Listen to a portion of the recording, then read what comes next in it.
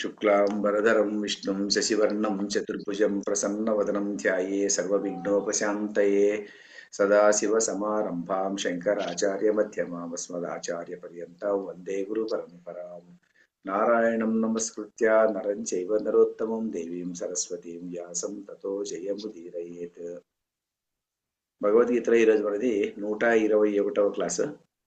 3వ అధ్యాయంలో మనం 11వ శ్లోకం చెప్పుకోవాలి. ఈరోజు ఇది చాలా సులభంగా చెప్పుకునేటువంటి శ్లోకం. ఇది సులభంగా అర్థం, ఎందుకంటే పాత శ్లోకానికి అనుబంధంగానే ఉంటుంది. మళ్ళీ వచ్చే 4-5 శ్లోకాలు ఒకటి అది యజ్ఞం గురించి ఇది కూడా ఉంటుంది కాబట్టి ఆ యజ్ఞం యొక్క అర్థం మనం తెలుసుకున్నామంటే అక్కడి నుంచి ఈ 4 శ్లోకాలు అర్థం చేసుకోవడం చాలా సులభము. మరి చదివేద్దాం దీన్ని. చదివేయండి మేడం.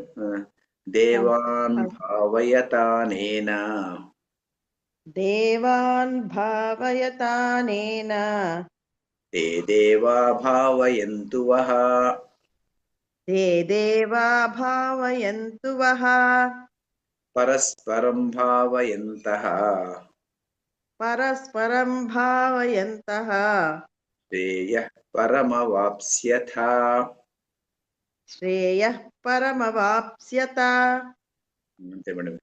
ఇది ఇక్కడ కూడా దేవాన్ భావయతానేన తే దేవా భావయంతు వః పరస్పరం భావయంతః శ్రేయః పరమవాప్స్యథ.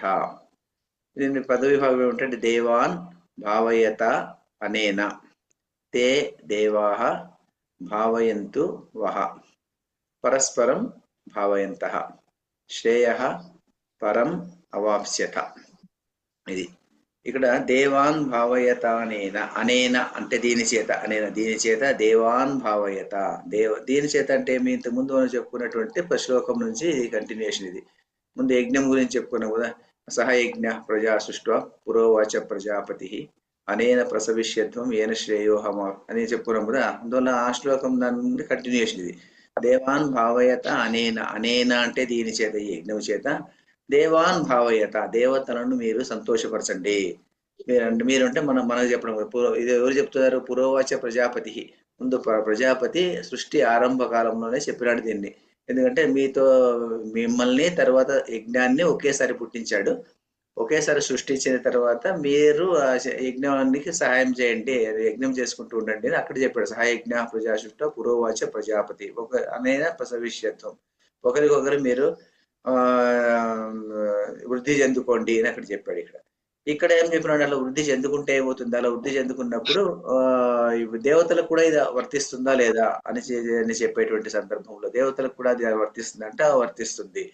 ఎలా వర్తిస్తుంది? దేవాన్ భావయత అనేన, అనేన దీని చేత దేవతలను మీరు సంతోషపెట్టండి. సంతోషపెట్టినట్టు ఏమవుతుంది? తే దేవాహ ఆ దేవతలు, వహ అంటే మిమ్మల్ని, భావయంతు అంటే మిమ్మల్ని సంతోష పెడతారు. మీరు దేవతలను సంతోష పెట్టండి, దేవతలు మిమ్మల్ని సంతోష పెడతారు. పరస్పరం భావయంతః, పరస్పరం భావయంతః మీరిద్దరు పరస్పరం ఒకరికొకరు పరహ కదా, పరస్పరం భావయంతః ఒకరికొకరు తృప్తికి పరుచుకున్న వారిలో ఉండి మీరు ఉంటే ఏమైపోతుంది? మీకు పరం శ్రేయ, పరం శ్రేయ అంటే గొప్ప శ్రేయస్సు మీకు అవాప్స్యత పొందేదరు, సిద్ధించును. మీకు పరమ అవాప్స్యత అంటే సిద్ధింపబడును ఏమంటే పొందేదరు. మీరు దేవతలను తృప్తిపరచండి, దేవతలు మిమ్మల్ని సంతోష పెడతారు. ఒకరికొకరు సంతోష పెట్టుకుని సుఖంగా ఉండండి. శ్రేయ మీకు దానివల్ల మీకు శ్రేయస్సు, గొప్ప శ్రేయస్సు అన్నటువంటిది లభిస్తుంది అని చెప్పేసి ఇక్కడ చెప్పేటువంటి సందర్భం. ఇక్కడ చాలా చిన్న ఇక్కడ యజ్ఞం అన్నటువంటి దానికి ఏమర్థం చెప్పుకున్నాము? యజ్ఞోవై విష్ణువు అనుకున్నాము. యజ్ఞోవై విష్ణువు అంటే విష్ణువు అంటే మళ్ళీ సర్వవ్యాపక విష్ణువు అనుకున్నాము. సర్వవ్యాపక విష్ణువు అంటే అన్నప్పుడు ఏమైపోయింది? అన్ని పదార్థాల్లో ఉన్నటువంటి శక్తి స్వరూపము, ఆ చైతన్య స్వరూపము అది పరమాత్మ. అది విష్ణువు అనుకుంటే ఒక వ్యక్తి అనుకుంటే వ్యక్తి అనుకోవచ్చు, అది ఒక మగవాడు అనుకుంటే మగవాడు అనుకోవచ్చు, ఒక ఆడ లేడీ అంటే ఆమె అనుకోవచ్చు, లేకుంటే ఇంకేదైనా ఏది లేదు, లేకుంటే జెండర్ లేకుండా ఇట్ అంటే ఇట్ అనుకోవచ్చు. అదొక చైతన్య స్వరూపము. ఆ చైతన్యవంతమైనటువంటి శక్తి ఒక్కొక్క పదార్థంలో, ప్రకృతి పదార్థంలో ఒక్కొక్క రకంగా అది దేదీప్యమానమై ప్రకాశించి అది దాని పనిని అది చేసేటట్టు అది చేస్తుంది. అలా చేసేటప్పుడు ఇప్పుడు ఏం చెప్తున్నారంటే దేవాన్ భావయత అంటే ఎవరు? దేవతలను మీరు సాధారణమైన అర్థం తీసుకుంటే ఏమొస్తుందంటే దేవతలను మీరు సంతోషపెట్టండి. ఎలా సంతోషపెట్టండి? అనేన అంటే ఈ యజ్ఞము చేత. ఈ యజ్ఞం చేసి సంతోషపెట్టండి అంటే స యజ్ఞము గుండం ఏర్పాటు చేసి ఆ యజ్ఞగుండంలోకి సమిధలు వేసి హవిస్సు వేసి వెలిగించి మంత్రము చెప్పి చేయండి అన్నటువంటిది సాధారణమైనటువంటి అర్థము. అలా చేసినప్పటికి కూడాను బాగానే ఉంటుంది అని చెప్తారు. ఎందుకంటే దీనికి యజ్ఞాన్ని గురించి చెప్తూ ఒకానొక చోట మనకు షలాక్ రఘునాథ్ శర్మ గారు యజ్ఞాన్ని గురించి ఒక లెక్చర్ ఇచ్చారు దాన్ని. ఆయన ఇచ్చినప్పుడు ఆయన ఏం చెప్తారంటే యజ్ఞంలో వేసినటువంటి సమిధలు, ఆ యజ్ఞంలో వేసినటువంటి నెయ్యి తర్వాత హవిస్సు మొదలైనటువంటి పదార్థాలన్నీను అవన్నీ బాగా పేల్చబడి దాంట్లో ఆహుతి అయ్యి, ఆహుతి అయినటువంటి అందులో వచ్చేటువంటి జ్వాలలుగా పొగలన్నీ ఉంటుంది కదా! ఆ ఆవిరి రూపంలో వచ్చేటువంటి ఆ పొగలన్నీను వాతావరణాన్ని సమతౌల్యాన్ని చేస్తుంది. సమతౌల్యాన్ని చేసినప్పుడు ఆ వాతావరణం వల్ల ఎంతో మంది దాని వల్ల సుఖపడతారు అని చెప్పేసి ఆయన అలా చెప్పుకుంటూ వచ్చాడు. యజ్ఞం యొక్క ఉపయోగాల గురించి చెప్పుకుంటూ వచ్చాడాయన. దానివల్ల మనకేమైందంటే ఆ రోజు ఒక మనకు టీటీడీలో మనకు ముందు ఒకాయన ఇద్దరుండేవారు. ఎవరంటే మన పీవీఆర్‌కే ప్రసాద్ గారు ఉండేవారు. ఆ పీవీఆర్‌కే ప్రసాద్ గారు నాహం కర్త హరిః కర్త అన్నటువంటి ఒక పుస్తకము ఆయన రాశారు. రాసిన దాంట్లో నేను కర్తను కాదు హరిహే కర్త అని రాసుకుంటూ వచ్చారు. రాసినప్పుడు సందర్భంలో ఆయన ఒక ఎపిసోడ్‌లో ఆయన ఏం రాస్తారంటే ఒకానొక సందర్భంలో తిరుపతిలో 3 సంవత్సరాలు వర్షం రాకుండా పోయిందంట. 3 సంవత్సరాలు సరిగ్గా వర్షం లేకుండా పోయినప్పుడు అప్పుడు ఎవరో వచ్చి ఆయనకు పీవీఆర్‌కే ప్రసాద్ గారికి చెప్పారంట. మీరు 3 వర్షాలుగా మీరిప్పుడు 1 ఇయర్ అయింది మీరొచ్చి. గత 3 సంవత్సరాలుగా వర్షం రాలేదు. కాబట్టేసి మీరు పెద్ద హోమం అదేదో వరుణ హోమం అనేటువంటిది కొండ మీద చేశారంటే మీకు వర్షం వస్తుంది అని చెప్పారంట. మరి బోర్డ్‌లో ప్రతిపాదన చేస్తే బోర్డ్ వాళ్ళు దాంట్లో ఉన్నటువంటి వాళ్ళు మన వాళ్ళంతా సెక్యులరిస్టులు వాళ్ళు వీళ్ళంతా ఉంటారు కదా! వాళ్ళందరూ కూడా వచ్చేసి అలా ఎలా చేస్తాం దాన్ని అలా మంచిది చేయడము మన మంచిగా అలా చేయకూడదు అనే పద్ధతిలో వాళ్ళు చెప్పుకుంటూ వచ్చారంట. ఇలా మూఢనమ్మకాలన్నీ మనం పెట్టకూడదు అది ఇది అని చెప్పేసేసి. చివరికి ఆయన ఏం చేశాడంటే ఆయనే దానికి ఏం ఖర్చు పెట్టించుకొని కొండ మీద ఘనంగా దాన్ని చేయించాడంట. 3 రోజులు ఆ యజ్ఞం చేసేపాటికి మూడో రోజు రాత్రి కుంభవృష్టి కురిసిందంట అక్కడ. కుంభవృష్టి కురిసి తిరుపతి ప్రదేశం అంతా ఇదయిందంట అని చెప్పేసేసి ఆయన ఒకటి రాసుకుంటూ వచ్చాడనమాట. ఇది ఒక మనకు చూసేటువంటి ఎందుకంటే వీటికన్నిటికి మనము ఏదీను శాస్త్రీయంగా మనం ఏదైనా ఒక దృక్పథంతో దీని మీద రీసెర్చ్ చేయలే కదా మనము అందువల్ల. నేను ఇప్పటికి కూడాను భోపాల్ గ్యాస్ గురించి ఒక న్యూస్ పేపర్ కటింగ్ నా దగ్గర చాలా కాలం ఉండేది. అది కూడా అంతే. భోపాల్ గ్యాస్ ట్రాజడీ అయినప్పుడు ఆ ప్రదేశంలో ఉన్నటువంటి వాళ్ళంతా చాలా మంది ఇళ్లలో ఉన్నటువంటి వాళ్ళు చనిపోయారంట. కానీ 2 కుటుంబాల వారిలో మాత్రము ఎప్పుడూ అక్కడ యజ్ఞం చేసేటువంటి వాళ్ళంట. రోజు త్రికాలాల్లోనూ యజ్ఞం చేసేటువంటి వాళ్ళంట వాళ్ళు. ఆ యజ్ఞం చేసేటువంటి ఇంటి వాళ్ళందరూ అలాగే బతికినారంట. వాళ్ళకేం జరగలేదంట. అని చెప్పేసి అప్పట్లో న్యూస్ పేపర్‌లో వచ్చిందది. అలాంటిది ఆ యజ్ఞం యొక్క ప్రభావం అలా ఉంటుంది అని చెప్పేసి షలాక రఘునాథ్ శర్మ గారు ఆ యజ్ఞం మీద ఇచ్చినటువంటి లెక్చర్‌లో చెప్తారాయన. అది ఏమైపోతుందంటే అందువల్లనే ఒకసారి మనకు ఒక హిందీ యాక్టర్ ఒకసారి అన్నాడనమాట. అంతంత నెయ్యి అందులో వేస్ట్ చేసే బదులు 10 మందికి పంచిపెట్టొచ్చు కదా! అని చెప్పేసి ఒక కామెంట్ చేశారాయన. ఎవరో కూడా కాదు మనకి ఎందుకంటే మనం కాంపాక్ట్ ఆడియన్స్‌గా చెప్పుకోవచ్చు. 'షారూక్ ఖాన్' ఆయన కామెంట్ చేశాడు. కామెంట్ చేసిన తర్వాత దాని మీద ఆఫ్‌కోర్స్ సోషల్ మీడియాలో చాలా రియాక్షన్స్ వచ్చాయి. అదంతా అయింది. మరి ఆయనేం దాన్నేమి విత్‌డ్రా కూడా చేసుకోలేదు. మరి ఇక్కడ ఎంతో మంది ఆ నెయ్యి తినవచ్చు. కానీ తిన్నదాని వల్ల వచ్చే దాని వల్ల ఫలితం కొద్ది మందికుంటే, ఈ అగ్నిని అందులో వేసి ఆ ఆహుతుల నుంచి వచ్చిన దాని వల్ల చాలా వాతావరణం అంతా సరిపోయి సమతౌల్యం ఏర్పడి తర్వాత దేవతలు సంతోషపడి మనకు వర్షాన్ని కురిపిస్తారు అన్నటువంటి సందర్భాలు మనకి ఇలాంటి ఘట్టాలతో మనకు కనిపిస్తుంది. ఇది సాధారణమైనటువంటి ప్రక్రియ. కానీ ఇక్కడ భగవద్గీతలో దీనికన్నా విస్తృతమైనటువంటి అర్థంలో యజ్ఞానికి అర్థం చెప్పినారు కాబట్టి వాళ్ళేమంటారంటే దేవాన్ భావయత అంటే ఈ ప్రకృతిలో ఉన్నటువంటి ప్రతి శక్తి కూడాను ఎలాంటి శక్తి అంటే ప్రతి శక్తి ఒక దేవతా స్వరూపమే. మనలో ఎలాంటి చైతన్యం ఉంటుందో అలాంటి చైతన్యమే సూర్యునిలో ఉంది. అలాంటి చైతన్యంలో వరుణునిలో ఉంది. అలాంటి చైతన్యంలో వాయువులో ఉంది. అన్నట్టు ప్రతి ప్రకృతి శక్తిలోనే అదే చైతన్యమే ఉంటుంది. అదే చైతన్యం ఉంది అంటే మరి వాళ్లకు మనకు భేదం ఏమిటి అంటే పుణ్యజీవులు అంటే ముందు జన్మల్లో చాలా ఎక్కువ పుణ్యం చేసినటువంటి వాళ్ళు ఈ జన్మ వచ్చినప్పుడు వాళ్ళు ఏమైపోయారంట, కొంతమందికి అలాంటి శక్తులు, అలాంటి వాటిని అధీనంలో చేసుకునే అధిష్టాన దేవతలై ఉండేటువంటి శక్తి వాళ్ళకు వచ్చింది. కొంతమందికి ఇలా మనుషులుగా పుట్టి ఇక్కడ ఈ మన మానవ జన్మలో ఉండేటువంటి శక్తి మనకు వచ్చింది. కాబట్టి వీళ్ళ దేవతలో ఉన్నటువంటి వాళ్ళు అన్నటువంటి వాళ్ళు వాళ్ళ కొత్త వాళ్ళేం కాదు. వాళ్ళలో కూడా ఉన్నటువంటి చైతన్య స్వరూపము, మనలో ఉన్నటువంటి చైతన్య స్వరూపము సమానమైనటువంటి చైతన్య స్వరూపమే. కానీ వాళ్ళకి కాస్త శక్తులు ఎక్కువ ఎందుకు వచ్చాయంటే, వాళ్ళకి పూర్వజన్మ పుణ్యం వల్ల వాళ్ళకి అలాంటి శక్తులు వచ్చి వాళ్ళు వరుణుడు అంటే వరుణుడు వర్షాన్ని కురిపించేటువంటి ఒక అధిష్టాన దేవతగా ఆయన అయ్యాడు. తర్వాత శక్తి మనుషులందరికీ బలాన్ని ఇచ్చేటువంటి శక్తి ఆ అధిష్టాన దేవతగా ఇంద్రుడయ్యాడు. తర్వాత అలాగే మేఘాలు ఆవృతి చెందడానికి కావలసినటువంటి శక్తి మళ్ళీ ఇంద్రుడికి వచ్చి ఆయన ఇంద్రుడు ఆ అధిష్టాన దేవతగా అక్కడ ఉండిపోయాడు. తర్వాత కంటి చూపుకు మన శరీరంలో ఉన్నటువంటి ప్రతి భాగానికి కూడా అలా ఉంటుందంట.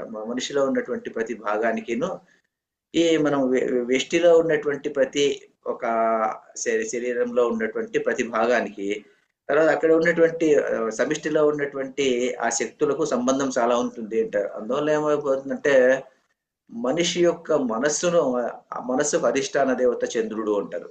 మనిషి యొక్క చూపుకు అధిష్టాన దేవత ఎవరు ఉంటే సూర్యుడు అంటారు. మనిషి యొక్క భుజబలానికి అధిష్టాన దేవత ఎవరు ఉంటే ఇంద్రుడు అంటారు దాన్ని. అలాంటి ఆ శక్తులు, ఆ స్పెషల్ శక్తులు, ఎక్స్క్లూజివ్ శక్తులు కొన్ని ఉన్నాయి కదా. ఆ శక్తులు ఎలా వాళ్ళకి వచ్చాయంటే పూర్వజన్మ పుణ్యం వల్ల వాళ్ళు అలా అయ్యారు. వాళ్ళు అలా అయ్యేసి వచ్చినటువంటి వాళ్ళు అలా ఉన్నారు. వాళ్ళు మనం ఇలా మన ఈ శక్తులు ఉన్నాయి కాబట్టి మనం కొద్ది మందికి ఎక్కువ బుద్ధి ఉంటుంది, కొంతమంది తక్కువ బుద్ధి ఉంటుంది, కొంతమందికి ఇంకేదో ఉంటుంది. ఇలాంటి ఎందుకు ఇలా ఉంటున్నాయి అంటే దానికి కూడా పూర్వజన్మ దుష్కృతాల వల్లనే ఇలా ఏర్పడుతున్నాయి అని చెప్తారు. అందువల్లనే కొన్ని చిన్న పిల్లవాడు కూడా 6 ఏళ్ల పిల్లవాడు ఏదో భగవద్గీత అంతా చెప్పాడు అంటే వాడికి ఎలా వచ్చింది అంటే అదే అలా వాడు రావడానికి వాడికి పూర్వజన్మ సుకృత ఫలము అని చెప్పుకోవచ్చు అంతేను. అందువల్లనే కొంతమంది అంటుంటారు, దేవుళ్ళని గురించి తిడుతుంటారు కదా. మనం దేవుళ్ళను మనకు కొంతమందికి బాగా ఇస్తాడు, కొంతమందికి తక్కువ ఇస్తాడు. ఇదంతా సృష్టిలో ఉన్నటువంటి లోపం ఉంటే, సృష్టిలో ఉన్నటువంటి లోపం ఏం లేదు. ఇది మనిషి యొక్క పూర్వజన్మ సుకృత దుష్కృతాల వల్ల ఇలా ఏర్పడుతుంది అని మనం చెప్పుకుంటాం. ఇక్కడ దేవాన్ భావయత అంటే ఏమిటంటే ఈ ప్రకృతి శక్తులన్నిటిని మీరు సేవిస్తూ ఉండండి. ప్రకృతి శక్తిని ఎలా సేవించాలంటే ముందు శ్లోకంలో చెప్పుకున్నటువంటి అర్థంలోనే ఇక్కడ కూడాను ఆ దేవతలను మీరు సుఖపెట్టినట్టయితే, ఆ దేవతలను అంటే ఎలా సుఖపెట్టాలి, నదీ దేవతను ఎలా సుఖపెట్టాలి, కలుషితం కాకుండా చూసుకోవాలి, వాయుదేవతను ఎలా చూడాలి, యజ్ఞం చేసి యజ్ఞం నుంచి వచ్చినటువంటి సమతౌల్యాన్ని కాపాడము, ఇలా ప్రతి దేవతను అలా నీవు కాపాడుకుంటూ వచ్చావంటే నిన్ను ఆ దేవతలు అలాగే కాపాడతారు. దేవాన్ భావయత అనేనా, దీని చేత దేవతలను మీరు సంతోషపెడితే తే దేవాహ, ఆ దేవతలు మిమ్మల్ని భావయంత సంతోషపెడతారు. మరి ఎలా వాళ్ళు సంతోష పెడతారు? వాళ్ళు ఎలా సంతోష పెడుతున్నారు? వాళ్ళు మనకి ఎలా తెలుస్తుంది మనకు పెడుతున్నారు అంటే దానికి మనకు మహాభారతంలో విదురనీతి తీసుకుంటే విదురనీతిలో ఒక శ్లోకం ఉంది. ఆ శ్లోకము చదువుతాను నేను. ఆ శ్లోకం ఏం చెప్తుందంటే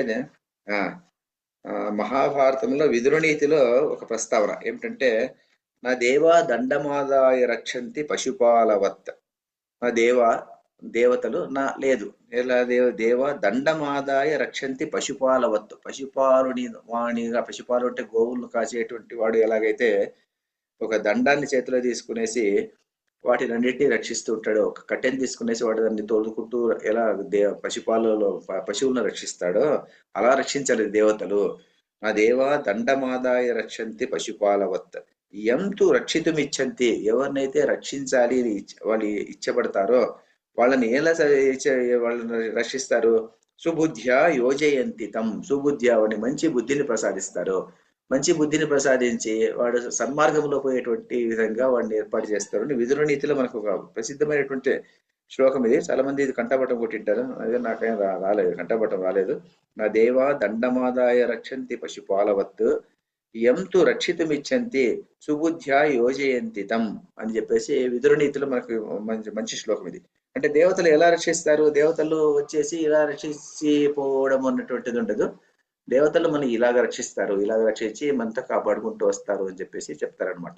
దేవతలు ఎవరు? దేవతలు కూడా మనలాంటి వాళ్ళే, కాకపోతే కాస్త పుణ్యఫలాలు చేసినటువంటి వాళ్ళు. అందువలనే మనకు మహాభారతంలోనే కొన్ని కథలు కనిపిస్తాయి.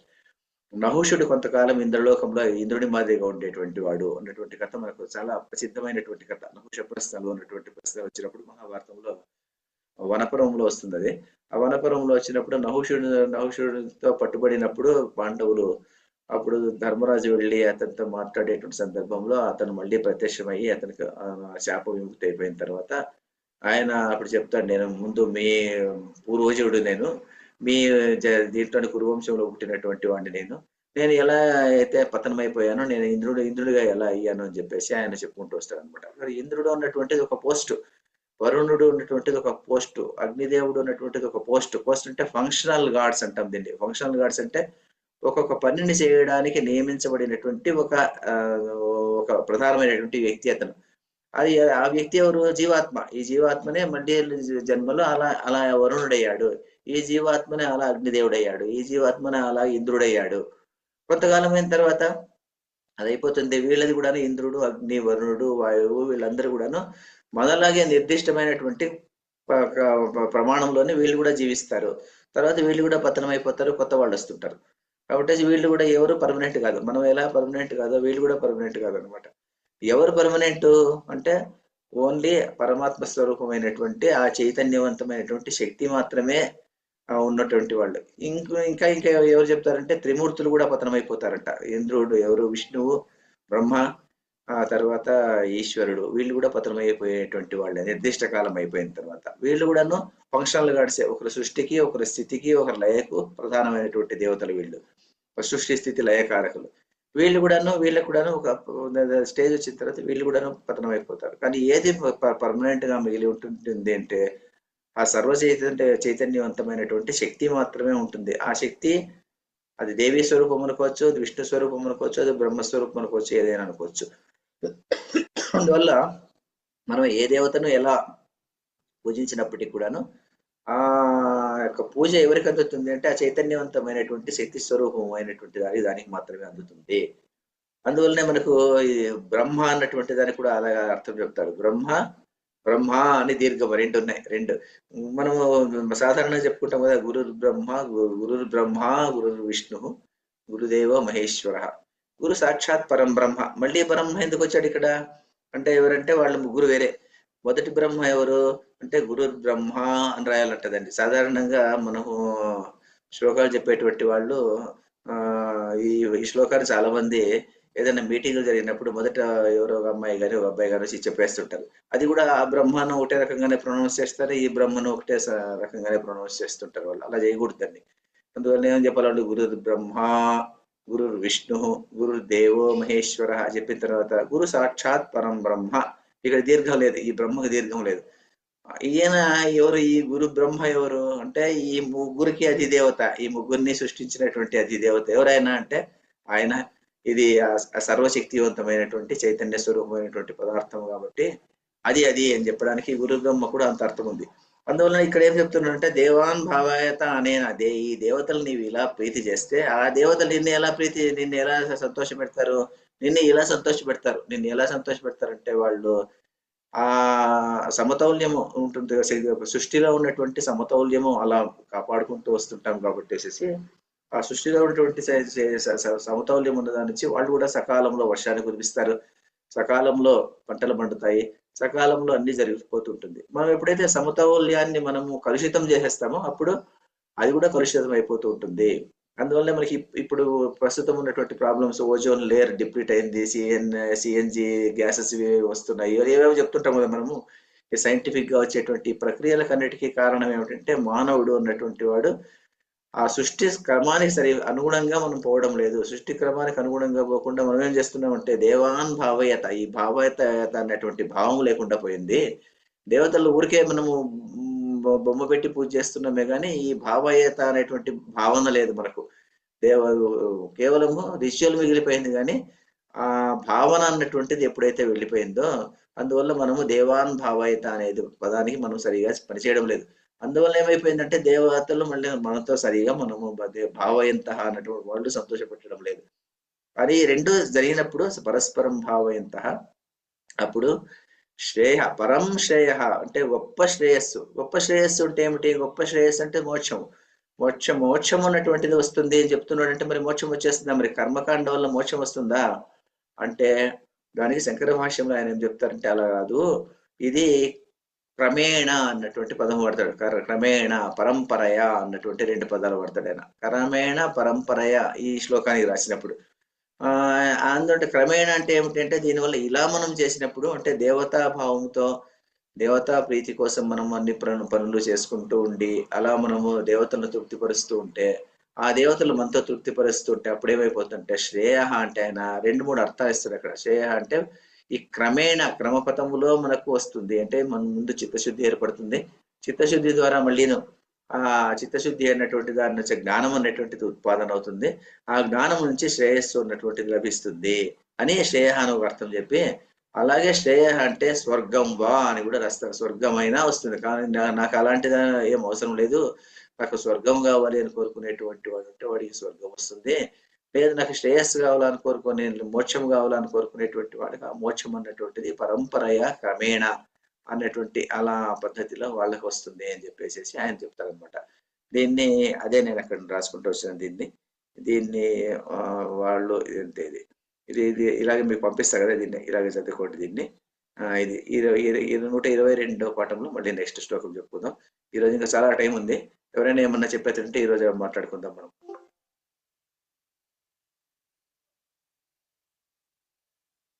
ఏమన్నా ఉందా మేడం?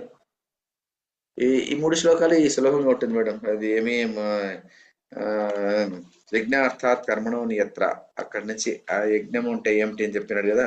తర్వాత దేవాన్ భావయతానేనా తే దేవా భావయంతవ. ఈ 9, 10, 11 ఇంకో 12 శ్లోకం కూడా అలాగే ఉంటుంది. 12వ శ్లోకము 13వ శ్లోకం వరకు ఇట్లాగే ఉంటుంది. తర్వాత అది మొత్తానికి ఏమిటంటే వ్యక్తి అన్నటువంటి వాడు సమిష్టి కోసం కృషి చేయాలి. ఆ సమిష్టి అనేటువంటిది అప్పుడు వ్యక్తి కోసం సాధారణంగా అది పనిచేస్తుంది. ఈ రెండింటికి ఒక రకమైనటువంటి అవినాభావ సంబంధం ఉంటుంది అని చెప్పడం అంతే. మనము బాగా పరిసరాలను కాపాడుకుంటే పరిసరాలు మనతో కాపాడుతాయి అనేటువంటి కాన్సెప్ట్ భగవద్గీతలో క్లియర్ గా ఇందులో చెప్పేస్తున్నారు దీన్ని. అంటే ఇదంతా కర్మయోగం చేయాల్సిందే, చేసిన తర్వాతే మనము కర్మయోగం చేయాలి. అందుకే చెప్తారు మేడం, దీన్ని ఏం చెప్తారంటే karma yoga is the means to get ఇడ్ of karma yoga అంటారు. అట్లా karma yoga is the means to get ఇడ్ of కర్మ. ఆ కర్మయోగంతో కర్మను అన్నటువంటిది తెంచుకోవాలి, కర్మ బంధాలను తెంచుకొని ముందుకు పోవాలి. అది షాకల్స్ ఆఫ్ కర్మ, కర్మతో వచ్చేటువంటి చైన్లను కర్మయోగంతో తెంచుకోవాలంట మేడం. అట్లా కర్మయోగంతోనే కర్మలు అన్నటువంటి సంఖ్యలను తెంచుకునేసి మన మోక్ష స్థితికి మనం ప్రయత్నం చేయాలా అని చెప్పి చెప్తారు. కాబట్టి అది వెళ్ళము కదా, అది చేయాలని కూడా దాంతోనే మళ్ళీ యూజ్ చేయాలి.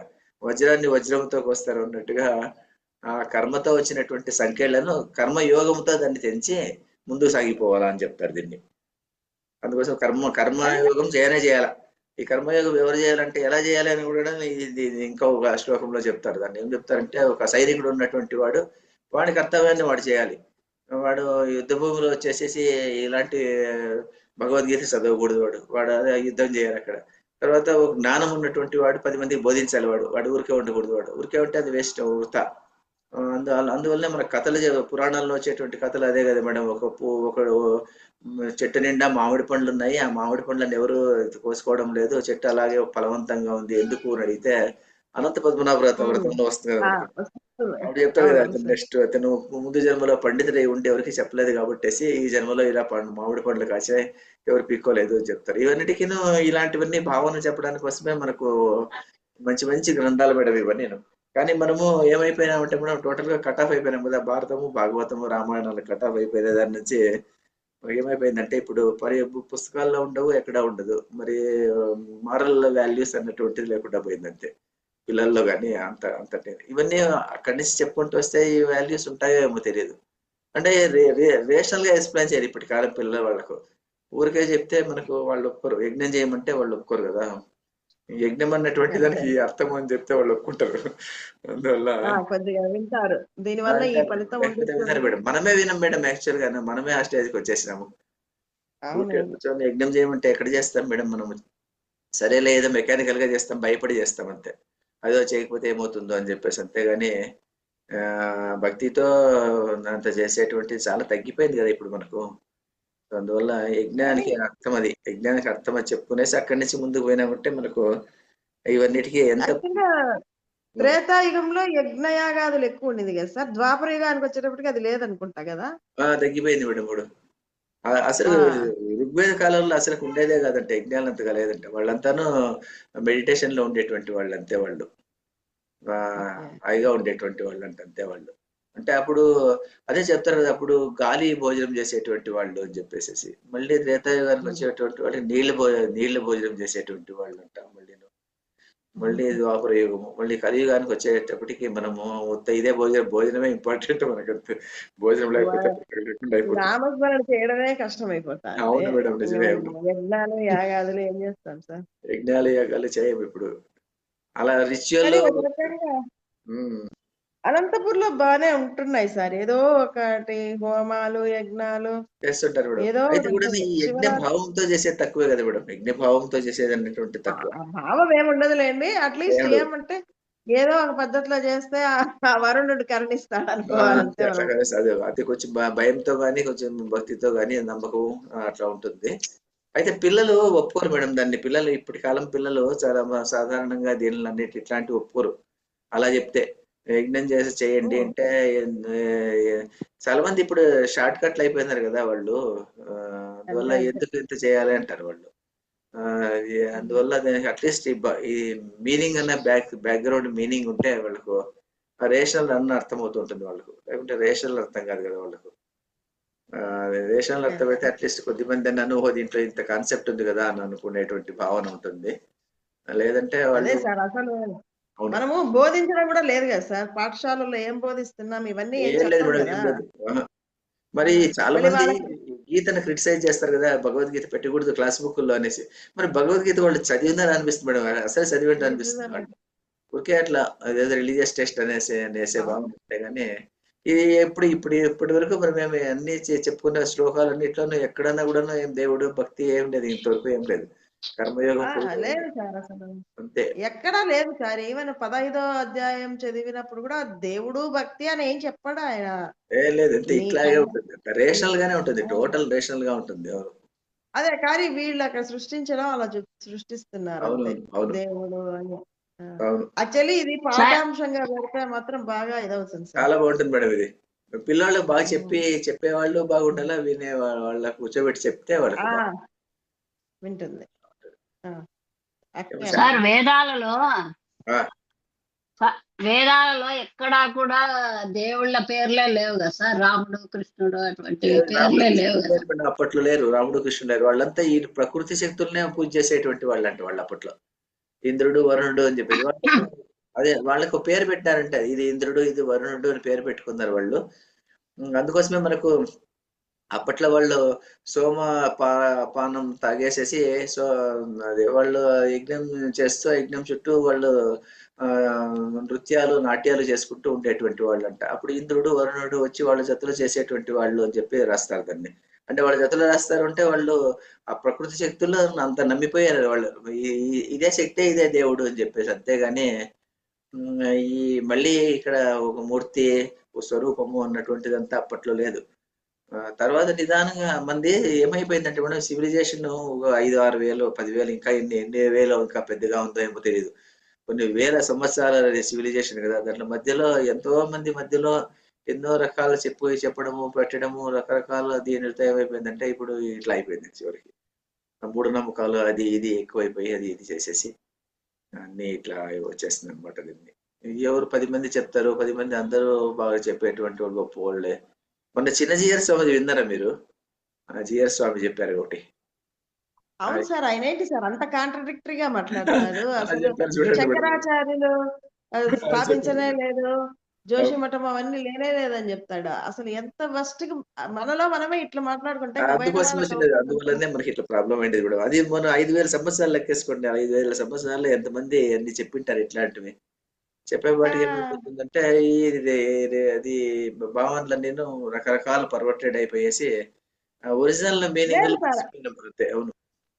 ఆయన నిజంగా సార్ చాలా నాకెందుకో వరస్ట్ అనిపిస్తుంది.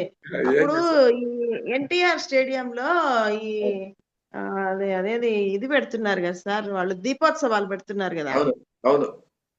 అక్కడ వస్తాడు సార్ ఆయన. అవును.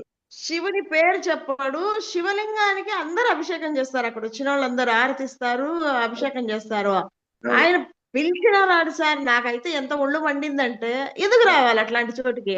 అవును నీకు నిజమే అంత కదా. నమ్మకం లేనప్పుడు you should not have come అంతే. అవును నిజమే. అవును అసలు ఎంత ఫస్ట్ గా వాళ్ళు స్థాపించలేదు, ఇంకెవరో నీవు స్థాపించలేదు. అవును వాళ్ళ నమ్మకాలతో వాళ్ళు స్థాపించినారు అనుకున్నప్పుడు ఇప్పుడు మళ్ళీ కాంట్రడిక్టరీ ఎందుకు తేవాలి ఈయన? అనవసరం అదంతా చేస్తారు, అట్లా చేస్తుంటారు. అంటే ఆయన ఆయన అనడం ఏమంటే అది లేదంటాడు ఆయన. ఆయన లేదు, చదువుకోండి కావాలి సిట్ అని ఉంటాడు ఆయన. ఆయన దగ్గర ఏముందో తెలియదు మరి. ఆ, ఏమో ఆయన అన్నిటికీ ఇట్లా. కానీ ఆయన క్రిటిసైజ్ చేసినంత ఏ మఠం వాళ్ళు క్రిటిసైజ్ చేయరు సార్ ఇంకొకళ్ళని. అంటే ముందు పాతకాలంలో ఇలాంటి వాళ్ళు చాలా మంది ఉండేటువంటి వాళ్ళు కదా మేడం. అలాంటి వాళ్ళు అలాంటి మాట్లాడుతుంటారు కదా. కాబట్టి ఏమైపోతుందంటే ఇప్పుడు కూడా మనం ప్రవచనాలు చెప్పేటువంటి వాళ్ళు చాలా మంది దేవానుభవేత నేను ఒక ప్రవచనంలో విన్నాను నేను. గొప్ప ప్రవచనకర్త పేరు చెప్పడం బాగుండదు. ఆయన యజ్ఞం ఎప్పుడు రోజు చేయాలి, ఇంట్లో కూర్చొని యజ్ఞం చేయండి అంటాడు. అంతేకాదు నేను ఈ యజ్ఞం యొక్క భావన చెప్పడు ఆయన. అంటే జనాలకు ఆయనకు ఆడియన్స్ కావాలనుకునేటువంటి వాళ్ళకు అది చెప్తే ఎవరు వింటారు మేడం? ఎవరు వినరు కదా. ప్రకృతి అయ్యే శక్తి. పదా సార్ రోజు ఇంట్లో చేయడానికి?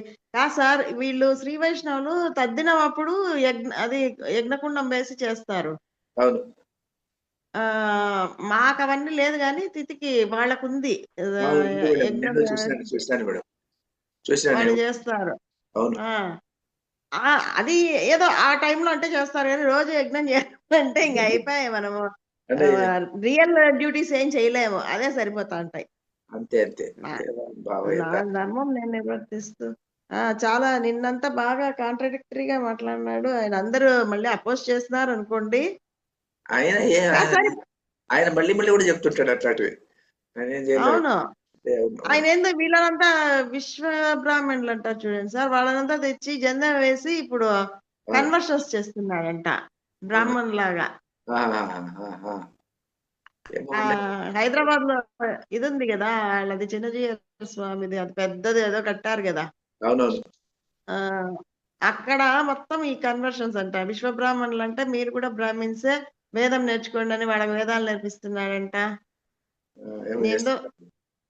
చాలా చేస్తున్నాడు ఇట్లాంటివన్నీ. కన్వర్ట్ చేయడంలో తప్పు లేదు గాని అదే ఈ యజ్ఞోపవీతమయ్యడం స్టేట్మెంట్ కూడా ఏంటి? అంత మంచిది కాదు. ఊరికే ఉంటే సరిపోతుంది. ఆయన స్టేట్మెంట్ ఇస్తున్నారు ఆయన పాపం. ఆయన ఇస్తే ఏ- ఆయన చాలా సార్ మాకు ఈ నోట్స్లు పెట్టలేదు సార్ ఈ 3-4 పెట్టేస్తాను మేడం. క్లాసులవి. అది అంటే రెండే మేడం అంతే.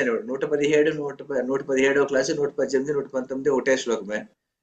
125 సార్ అంతే. ఆ మూడింటికి ఒకటే చేరి ఒకటి ఈ 4ంటికి చేరి ఒకటి పెట్టినా చాలు సార్. పెట్టేస్తాను మేడం. 2 3 ఈ రోజు ఈ పెట్టేస్తాను. 4 యజ్ఞం గురించే కదా. ఈ అంతా ఈ యజ్ఞం 4ంటికి పెట్టేస్తాయి. మూడింటినే పెట్టేస్తాను నేను మేడం ఈరోజు. ఈరోజు ఇంకా ఓకే. నెక్స్ట్ శ్లోకం ఒక 3 నిమిషాలు ఉంది. నెక్స్ట్ చదువుకొని వదిలిందాము. నెక్స్ట్ శ్లోకం దీన్ని మళ్ళీ అవును సార్, చదివేయచ్చు. ఇది చదివేయండి మేడం. ఇష్టాన్ భోగాన్ హి ఓ దేవాః. ఇష్టాన్ భోగాన్ ఇద్దరు చదివేయండి. ఇవో ఇష్టాన్ భోగాన్ హి ఓ దేవాః ఇష్టాన్ భోగాన్ హి ఓ దేవాః దాస్యంతే యజ్ఞ భావితాః దాస్యంతే యజ్ఞ భావితాః తైర్దత్తాన ప్రదాయేభ్యః తైర్తత్తాన ప్రదాయైర్భవ్యః యో భుంక్తేస్తేన ఏవ సః. యో భుంక్తేస్తేన ఏవ సః. కలిపి చదివేయండి మేడం. ఇష్టాన్ భోగాన్ హి వో దేవాః దాస్యంతే యజ్ఞ భావితాః.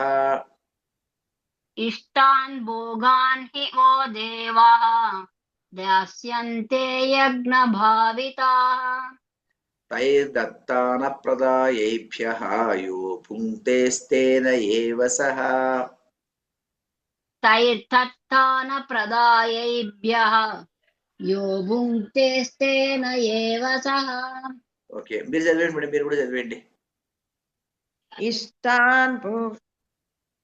ఇష్టాన్ భోగాన్ హి ఓ దేవాః దాస్యంతే యజ్ఞ భావితాః తైర్దత్తాన ప్రదాయేభ్యః యో భుంక్తేస్తేన ఏవ సహ. ఇది నెక్స్ట్ క్లాస్ లో చెప్పుకుందాం. ఇది కొంచెం కొంచెం పెద్దది ఈ శ్లోకం. ఇది కొంచెం ఎక్స్ప్లెనేషన్ దండిగా ఉంది దీనికి. కాబట్టి నెక్స్ట్ ఈ రోజే కూడా దీన్ని చెప్పచ్చు అండి, కానీ అర్థం అవుతుంది, అందువల్ల దీన్ని చెప్పలేదు. రేపు నెక్స్ట్ క్లాస్ లో దీన్ని మొత్తం ఇది కూడా చెప్పుకోవచ్చు. యజ్ఞం గురించే ఉన్నట్టుంది కదా సార్. ఇది కూడా యజ్ఞమే మేడం, ఇది కూడా యజ్ఞమే. వచ్చే ఇది కూడా యజ్ఞమే. యజ్ఞం అంటే ఏమి బేసిక్ గా త్యాగము అని కదా, త్యాగ బుద్ధితో పని చెయ్యి అని చెప్పడం. కాబట్టి త్యాగ బుద్ధితో పని చెయ్యి, ఈశ్వరార్పణ బుద్ధితో పని చెయ్యి అని చెప్పడమే యజ్ఞము. ఆ, అంతే కదా. విశ్వానికి నిన్ను అంకితం చేసుకో అంటే వ్యష్టి సమిష్టికి అంకితం చేసుకోవడమే యజ్ఞము.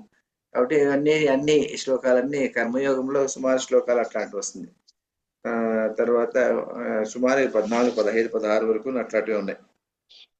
ఆ 15 వరకు అట్లే ఉన్నాయి. అక్కడికి అయిపోతే అక్కడికి యజ్ఞం అంతా అయిపోతుంది. తర్వాత వేరే శ్లోకంతో స్టార్ట్ అవుతుంది మేడం అది.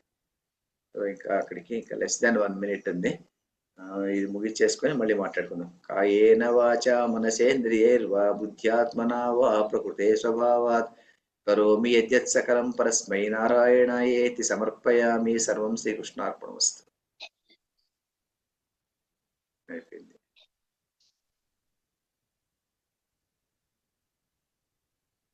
అంతే మేడం, ఇంకా క్లోజ్ చేసుకుందామా? అయితేనా అయిపోయింది.